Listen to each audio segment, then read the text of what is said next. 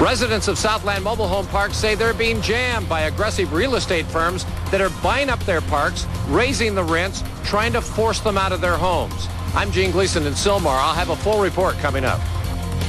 The people living in a Sylmar mobile home park are joining forces to fight rent hikes that could force them out of their homes. They're not the only ones who face rising rents. Eyewitness News reporter Gene Gleason found it's a growing problem as big companies buy up the parks. It seems tranquil enough, but residents of Blue Star Mobile Home Park are up in arms. They say the new owner who bought last December wasted no time jacking up their rent. In January, the owners say they had already paid their annual rent increases of 3 to 5% when the new park owners sent them a notice saying that there would be another increase due in April of $129, which for most of them is 20 to 30%. When you've budgeted a certain way for so long and then suddenly these new costs come in, paying them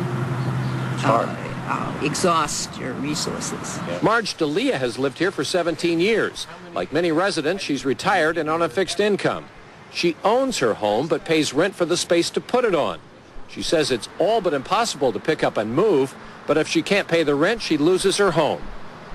This is a resource for the state of California. It's affordable housing.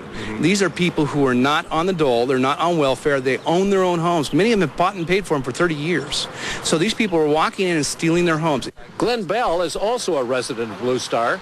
He says this is happening all over California. Aggressive real estate companies buying up undervalued mobile home parks, tossing the tenants, then developing the property. Bell has joined with residents of other parks to fight back.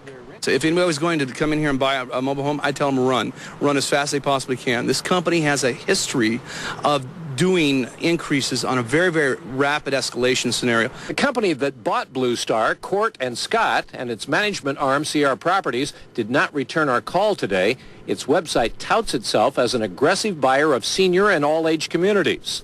Sammy Taylor lives in Lincoln Center. That's a mobile home park in Cypress purchased last year. She says rents went up immediately. The people who live in the parks are a commodity to provide them with the money. They call us cash cows. And eventually a cow ends up in slaughter. Gene Gleason, ABC 7 Eyewitness News, Sylmar.